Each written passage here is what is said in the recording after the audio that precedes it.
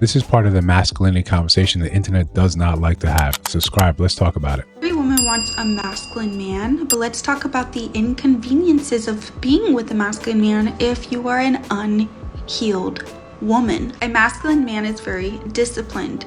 Therefore, it'll expose how undisciplined you are. His structure will irritate your chaos. His calmness will feel like coldness. You will get bored because he initially has created peace in his life, structure and order.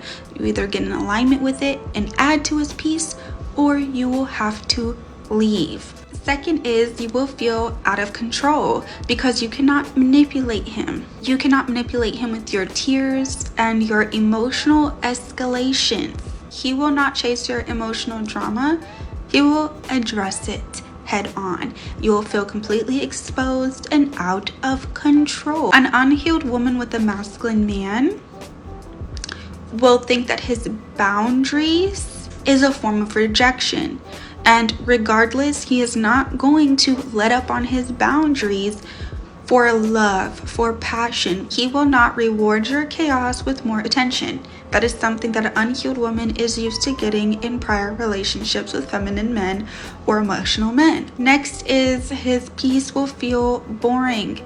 If your nervous system is so used to dysfunction and intensity, and you call that love and passion, he will feel incredibly boring to be with. Next is he will expect you to grow. You're going to be required to grow with a masculine man. He will not tolerate your immaturity. He will not tolerate your disrespect. He will not tolerate your manipulation. He will not tolerate your whining or your tantrums or the things you are doing that are disrespectful to him. And lastly is you can't dominate him. And if you're used to dominating over your relationships, you will feel incredibly small with him.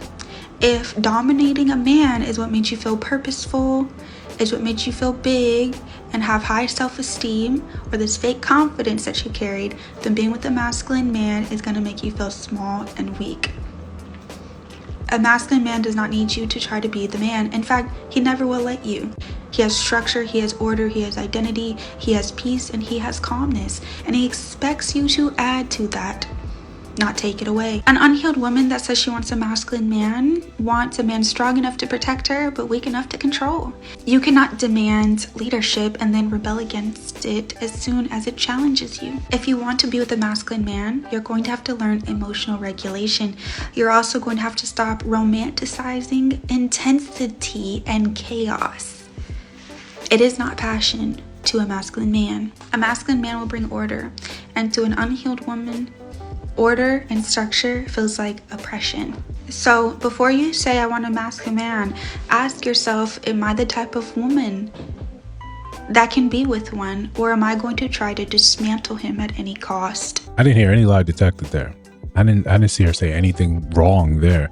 It's not a popular talking point when we're talking about what masculinity, these parts of masculinity. We have the conversation all the time about what you're supposed to, provide. That seems to be the beginning and end of the masculinity debate online. And anything outside of that is just, let's talk about how it's toxic, how the patriarchy is evil, and how it does all these things. But when we talk about what it's actually like to be with someone that is masculine, part of that is usually like this sort of stoicism, where they're structured, where they're disciplined, where they have a routine. When you enter into their lives, that's not part of what gets compromised. That's not what, all right, he used to do these things and now he doesn't. As men, we understand we've lost the plot there.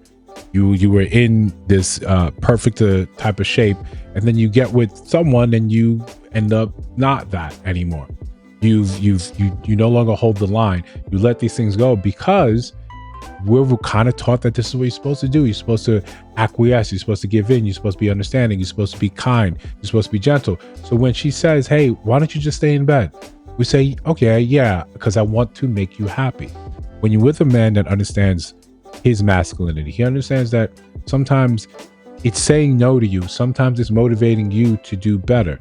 It's saying, hey, I'm going to get up and go to the gym. You should come with me. And when you don't hear that same sort of, I'm trying to support this, I'm with this, understand that could be a boundary. That could be a thing where he says, okay, this is why we're incompatible. Not just because you don't want to get up and do these things, but maybe there's a lazy streak in you. Maybe the more I associate with you, the less of an edge I'm going to have. That's therefore what's important to him at the top is maintaining his discipline. If you can't support that, you can't be peaceful to that, he's going to let you go. These are things that, again, are not very popular to talk about. But before we continue, like, comment, subscribe, hit the notification bell so you don't miss no uploads. Still going strong. Still trying to do 2 a day. Hype the video, share the video. We got merch in the store. One of the things I love about this conversation is that it says that this is being with a masculine man. It's peaceful, right? But it also comes across as boring. If you are not ready for that portion in your life, then you have to understand this is not where you should be. If you, and this is hard sometimes for you to articulate, to understand that when you're still looking for that chaos, when you're looking for the highs and lows, the emotional roller coaster, that can usually only be fulfilled by being outside in the streets, by being with someone that's equally unhealed, by being with someone that does not have your well-being in mind, because they too are chasing that emotional high. They too are chasing that excitement. That's part of their lifestyle. That get money quick, that get money fast, that quick to anger, quick to spark up. That is part of what you become so used to, what you become indoctrinated to. Part of it is because our media, our society hypes that up in a specific culture. It hypes that sort of thing and propagates that up and says, this is Black excellence. This is what it means to be cool, to be with it. And we buy that, we buy into that. We think this is supposed to be how it's supposed to be. You go we look at things on the Zeus network on baddies, and we see people go into blows, and we look at that and we're excited by it. We think our lives are calm and boring by comparison. So we need that drama. We look into that and we see that's where it's supposed to be. In reality, you don't see other races where they put this up and they propagate this. Everything else with another race, even though they can have the same qualities as us, there's always counterbalanced by the reality that this is separate from the whole. With us, this is the whole. This is how people look at us. This is how people interpret us to be in all facets, in all situations in life. This is why when you get with someone that is not like that, you think something's wrong with them. You don't realize you've been poisoned from the very start. You think this is the way to behave. And then when you get with someone that says, no, it's not. This is what it is. This is structure. This is discipline. This is understanding that this is who I am on a Tuesday, Wednesday night. It's the same me that's going to probably be this way on a Friday, Saturday night. Calm, disciplined, structured. This is not to say you can't go out and do exciting things, but there are boundaries on it, because the boundaries keep you safe. The boundaries keep you from having to dig yourself out of the holes of all these mistakes you made in your life. You wanted to chase that fast life, that fast money. What happens? Now you're pregnant. You don't know who the daddy is. There's 3 possibles.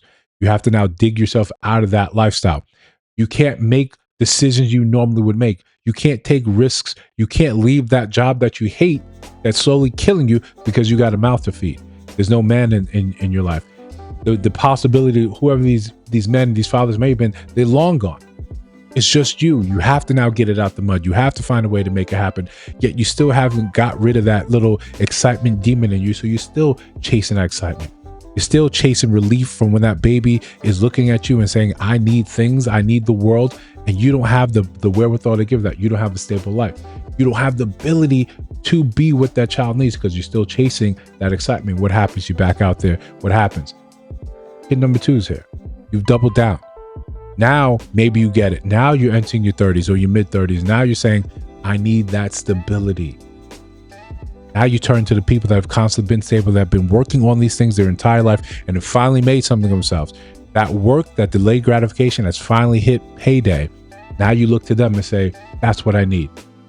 If by chance, perchance, it happens, you get with them.